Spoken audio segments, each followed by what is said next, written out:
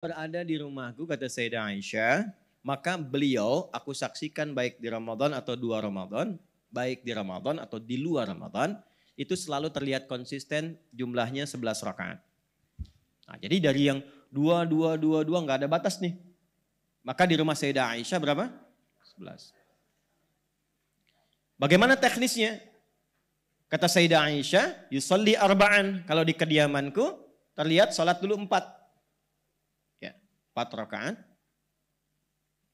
La tas'al an husnihinna wa tulihinna. Tapi jangan tanya ya, bagaimana panjang dan bagusnya. Ya, cukup tahu aja 4 gitu. Jangan tanya panjang dan bagusnya. Karena pernah ada kasus pengen tahu, ikut di belakang Nabi beberapa sahabat. Karena pengen tahu, ternyata satunya aja dari 4 itu satunya itu dikira Al-Baqarah 100 ayat akan ruku. Ternyata selesai 286 ayat. Dan siap-siap ruku, ternyata Alif Lam Mim lagi, Ali Imran. Sampai 200 ayat. Dikira selesai itu. La'allakum tuflihun, Ali Imran ayat 200. Nyambung ke An-Nisa, 176 ayat. Rakaat pertama loh. Baru kemudian ruku, 5 juz 4 halaman, rakaat pertama. Besoknya orang-orang ini gak ikutan lagi. Betul. Ya.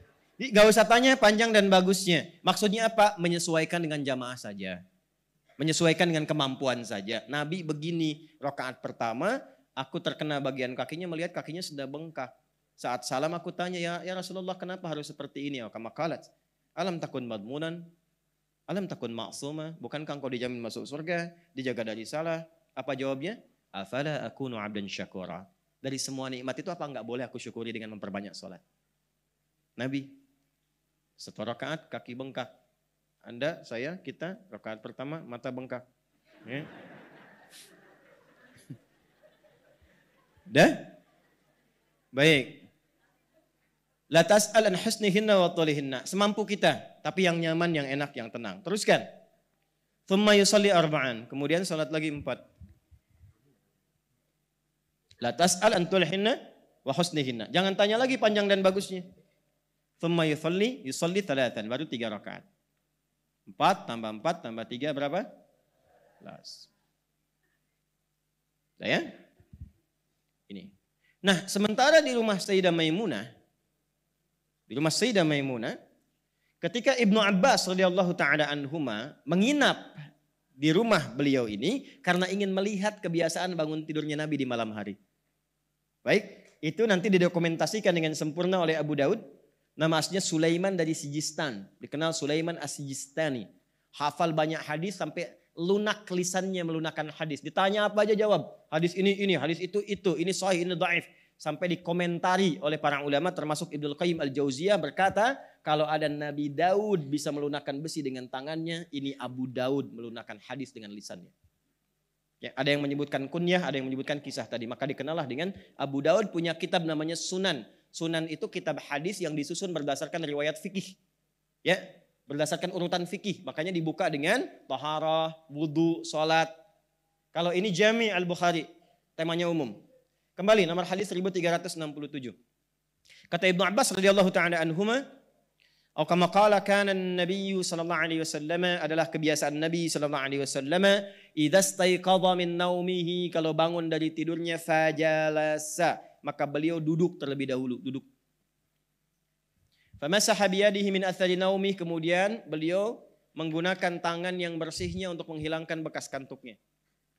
Hilangkan bekas kantuk. Jadi tidak langsung baca doa. Ya, karena kalau Anda baru bangun, duduk langsung baca doa, itu apa bahasa Koreanya tuh? Nundutan. Ya, masih ada bekas-bekas kantuk terbawa tuh, masih begini. Nah, sehingga bacaan doa itu tidak meresap kepada jiwa. Kadang bangunnya jam 3, tapi setelah sadar 4:30, kan? Ada efek ngantuk kan? Maka hilangkan dulu. Dan dengan bagian tangan yang diduga bersih. Karena nanti ada hadis lain, kalau Anda bangun dari tidur, kan, merasa tangannya pernah menjelajah ke titik yang tidak Anda ketahui, maka bersihkan dulu itu. Jelas? Kemudian setelah itu apa? Faqara khawatim surah Ali Imran, maka membaca 11 ayat terakhir surah Ali Imran. Dari ayat 190 sampai ayat 200. Itu panduan kehidupan.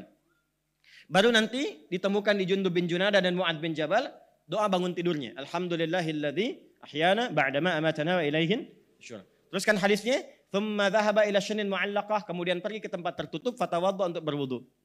Lalu balik, masuk ke musalla beliau, kata Ibnu Abbas, aku mengikuti dari belakang, aku di belakang Nabi. Maka ditariklah oleh Nabi ke depan. Sehingga sejajar aku dengan Nabi. Izin, boleh berdiri? Ya. Jazakallahu khair. Tolong di belakang. Ini ya. Kurang lebih begini. Posisinya, lalu ditarik ke depan. Sehingga sejajar begini. Nah ini dalil kebolehan sholat berjamaah bila satu imam, satu makmum. Sejajar begini. Jelas? Laki-laki ya. Ini kebolehan. Jadi boleh dengan seperti ini posisinya bila. Lihat lagi hadisnya dengan sempurna. Bila dikhawatirkan makmum dalam kondisi yang harus kita jaga. Seperti masih anak-anak. Kan? Seperti dalam kondisi untuk berlatih, memberikan kenyamanan dan sebagainya. Tapi kalau nanti dalam posisi yang biasa atau standar, sudah nyaman, sudah baik, boleh mengambil jarak agak sedikit di samping dengan jarak satu kepalan, agak sedikit ke belakang di sini. Jadi ada dua nanti, boleh sejajar, boleh sebagian di samping begini. Jelas? Silakan untuk kembali. Ini hadisnya banyak pelajaran di sini. Singkatnya apa? Maka aku saksikan yusolli rak'ataini 2 rakaat. Thumma yusalli rak'ataini 2 rakaat. Thumma yusalli rak'ataini 2 rakaat. Thumma yusalli rak'ataini 2 rakaat. Thumma yusalli rak'ataini 2 rakaat. Fal yutir rak'atan wahidah, kemudian witir 1 rakaat. 1, 2, 3, 4, 5. 5 kali 2 berapa? 10. Tambah 1? 11. Jadi dikonfirmasi oleh Ibnu Abbas di rumah kediaman Sayyidah Maimunah radhiyallahu taala anha, jelas bukan di rumah Sayyidah Aisyah kan? Ya, ternyata 11 juga. 11 juga. Nanti ada hadis lain di Al-Bukhari, di keterangan Sayyidah Aisyah pernah 13, tapi yang 13 itu 2 terakhirnya adalah ternyata 2 rakaat sebelum fajar. Karena beliau saking panjangnya itu sampai mendekat ke fajar. Jelas ya? Teruskan. 2, 2, 2, 2, 2 plus 1. Jadi berapa jumlahnya? 11. Jadi ini standar yang paling standar yang banyak dikerjakan. Karena nanti pernah 7 pernah, 9 pernah. Tapi dari kesaksian yang paling banyak itu seringkali 11 rakaat. Jelas sampai sini? Baik, pelan-pelan.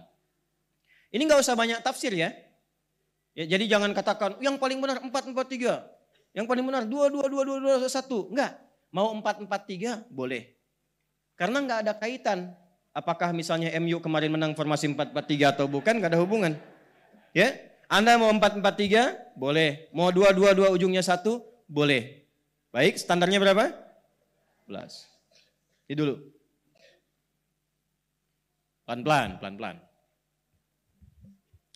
Tapi 1 rakaatnya berapa lama?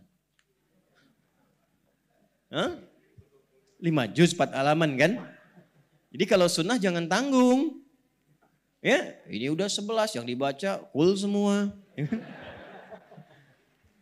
Wajah-wajahnya cool kan, cool semua gitu. Tidak. Nabi itu 11 bacaannya panjang, bisa berjam-jam. Karena yang diperbanyak bacaan Qur'annya. Ya, bukan fokus pada jumlah rakaatnya, bacaan Quran yang diperbanyak. Karena pahalanya ada di situ. Sepeninggal Nabi, pada nggak kuat ngikutin. Akhirnya Umar jenius, cerdas. Gimana caranya bacaan tetap panjang, sama dengan bacaan Nabi. Tapi tidak keluar dari ketentuan Nabi. Maka dipadukanlah rumus ini dengan rumus yang pertama dari Ibnu Umar. Kan dari Nabi nggak ada batasnya. Maka oleh beliau yang tadinya panjang dipecah 2. Pecah 2. 11, witirnya simpan 1. Berarti 10 kan? 10 kali 2 berapa? 20. Tuh. Sudah? Saya ulang. 10 kali 2 berapa? 20. Pelan-pelan teman-teman sekalian. 2, 2, 2, 2, 2, plus 1. Ini jadikan 20. Maksud 20 itu untuk memecah bilangan panjangnya supaya nggak terlampau lama seperti yang di awal. Tapi durasinya masih sama. Tapi berdirinya nggak terlalu lama. Sehingga merasa nyaman dengan itu. Baru witirnya pun ditambahkan dengan 3. Yang tadinya 1 jadikan berapa? 3. Dipecah lagi kan panjang lagi walaupun 1 rakaat. Bagi 3. Maka 20 plus 3 jadi berapa? Nah inilah kemudian rakaat yang juga viral di 23 rakaat. Jadi ada sanadnya juga. Ya, jangan Anda katakan bid'ah. Masa menuduh Umar bid'ah? Dan jangan katakan ikut Umar, ikut Nabi. Saya nggak ikut Anda. Gitu, karena nggak mungkin Umar menyalahi Nabi. Kan Khulafa'i Rasyidin Mahdiin yang diberi petunjuk oleh Nabi. Umar tuh berijtihad supaya bacaannya sama dengan Nabi. Tapi cara pelaksanaan nggak melanggar ketentuan Nabi. Maka dipadukan dua hadis. Silahkan 23 ya, tapi juga disamakan ya jumlah bacaan durasinya, jangan cepat-cepat juga. Makanya sangat agak aneh kalau ada yang 11 rakaat 1 jam, yang 23 5 menit. Assalamualaikum. Ya, itu sudah pasti berbeda dengan ketentuan hadis, berbeda, spiritnya beda, motivasinya beda. Ya, Anda kan belum tahu aja ilmunya, ya udahlah terserah Anda. Ya, bukan, ilmu itu kan diatur dengan sanad. Kalau semua orang kreativitas ya semua punya versinya masing-masing. Harus ada standar, makanya kata Imam Muslim, babul isnad minad-din. Sanad itu bagian dari agama. Benar belajar, benar ibadahnya. Salah belajar, salah praktek ibadahnya. Paham? Ya, jangan dipotong video saya ya, dari awal sampai akhir tuh. Dah, satu itu. Jadi kalau mau 11 silahkan. Mau 23 silahkan. Ya, di Mekah 23, di Madinah 23, bahkan ada sahabat yang 39. Tapi semangatnya apa? Mengikuti jejak Nabi. Ya, jadi jangan juga yang kemudian yang 11 pun banyak didiskon ayatnya. Saya masih ingat sampai sekarang, berbekas betul itu. 97 saya masuk pesantren di Garut. Itu Ramadan. Imamnya kakak kelas tingkat paling tinggi kelas 6. Tingkat paling tinggi, saya baru masuk kelas 1. Alam pertama. Bacanya 6 harokat lagi. 6 harokat yang Al-Fatihah itu. Ya, 6 harokat itu yang 3 detik ya. Bismillahirrahmanirrahim. Sudah sampai waladhdallin, selesai. Yasin. Waduh celaka saya bilangnya. Saya santri pertama datang, udah dapat Yasin. Tapi memang nikmat malam itu. Allahu Akbar. Jadi dia cuma Yasinnya aja, Yasin, Allahu Akbar. Maksud saya yang gak begitu-gitu juga kali gitu kan. Ya yang standar bacanya, yang enak-enak. Nyaman? Jelas? Oke. Jadi maksud saya kalau sedang muncul Ramadan jangan berdebat lagi. 23, 11, 11, 4, 4, 3, 2, 2, 1. Itu sudah usang. Sudah selesai pembahasannya. Ramadan mengumpulkan pahala yang soleh. Bukan memperbanyak dosa yang salah. Dan gak ada hubungan dengan ormas. Berapa tuh? 11. Muhammadiyah.